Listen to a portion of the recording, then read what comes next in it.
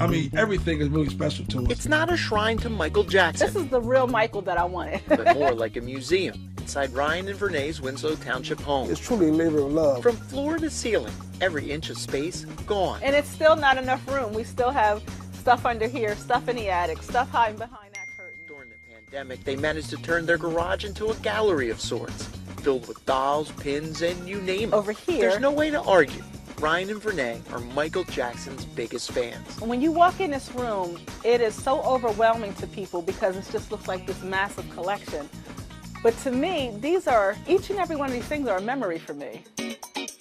These are some of the books that I used to get at school. Ryan collected albums, cereal boxes, and posters long before he met Vernay. We wanted just to have a total spectrum of his career, from the time he was a child to his adult age. He's a fan of the Jackson 5. These 2 dolls I had made. And she's more of Michael's solo career. That level of expertise and magic that he brought, there's no other artist that gave that sense of feeling. You might have liked another artist, but it was something different when Michael Jackson was on stage performing. Vernay has been to the Neverland Ranch twice. Here's the actual flag that flew from Neverland. Followed him overseas. This is when they were setting up the stage.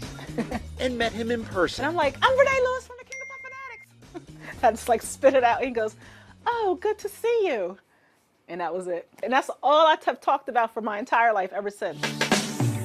The excitement kept through Michael's good times and bad, including his 2005 criminal trial. They made it very clear when Michael comes in the courtroom, if you act like a fan, just like scream and, oh my God, you're out. This all might seem crazy. Oh, I've heard it my whole life.